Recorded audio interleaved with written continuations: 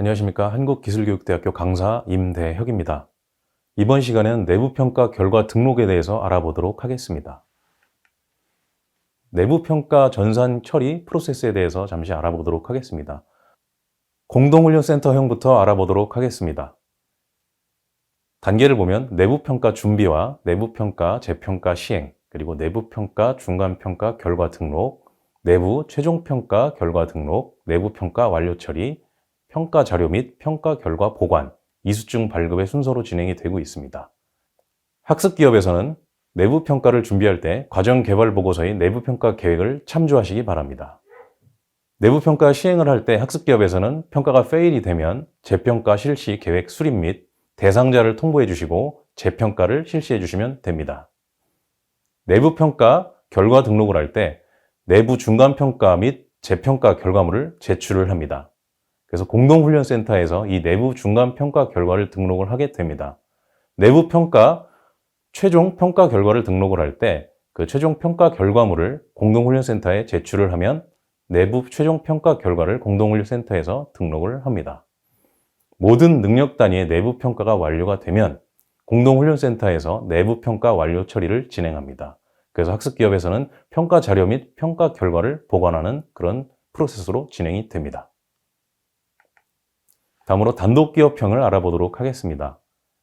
단계는 아까 공동훈련센터형과 같습니다. 내부평가 준비, 내부평가 재평가 시행, 내부 중간평가 결과 등록, 내부 최종평가 결과 등록, 내부평가 완료 처리, 평가 자료 및 평가 결과 보관, 이수증 발급의 순서로 진행이 되는데요. 단독기업형의 경우 공동훈련센터형에 했던 역할을 기업에서 직접 하게 됩니다. 그래서 내부평가 준비부터 과정개발 보고서의 내부평가 계획을 참조하여 준비하고 내부평가 페일하면 재평가 실시 계획 수립 및 대상자 통보, 그리고 재평가를 진행합니다. 그리고 행정 지원 시스템을 이용해서 내부 중간 평가 결과, 그리고 재평가 결과를 등록을 하고요. 내부 최종 평가 결과 등록 역시 행정 지원 시스템을 통해서 진행합니다. 내부 평가 완료 처리 역시 행정 지원 시스템을 이용해서 기업에서 직접 처리를 합니다. 평가 자료 및 평가 결과 보관 역시 공동훈련센터형과 같이 계속 진행합니다. 내부 중간평가 결과 등록에 대해서 자세히 알아보도록 하겠습니다.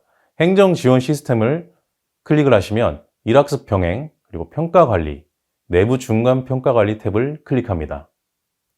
내부 중간평가 결과를 등록하려는 훈련 과정 검색을 통해 여러분들의 훈련 과정을 검색해서 클릭을 합니다. 그래서 목록에 나와 있는 내부 중간평가 결과를 등록하려는 과정의 세부 내역 버튼을 클릭합니다.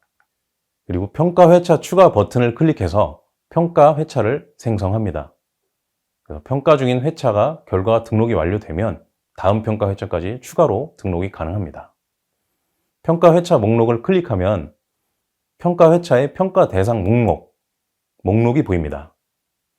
평가 대상별 등록 수정 버튼을 클릭하면 개인별 평가 결과 등록 화면이 팝업 창을 통해 나타나게 됩니다.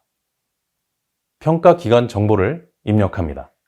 OJT, OFJT 훈련별 교과목 목록에서 평가 결과 등록할 교과목의 시행 여부를 시행으로 선택하면 오른쪽에 평가 결과 등록 부분이 활성화됩니다.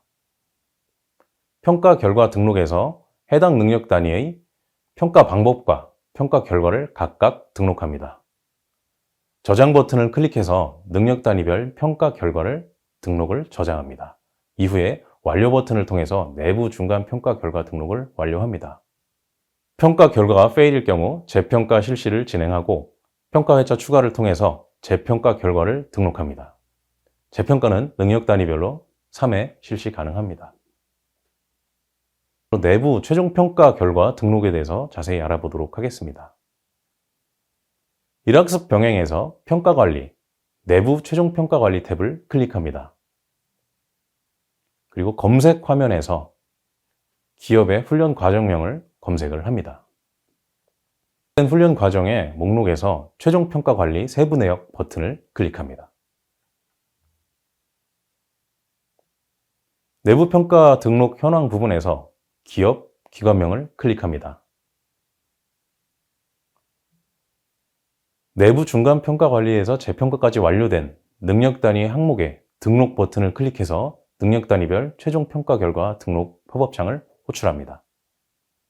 팝업창에 평가가 완료된 능력 단위별 학습 근로자의 평가 결과를 입력합니다.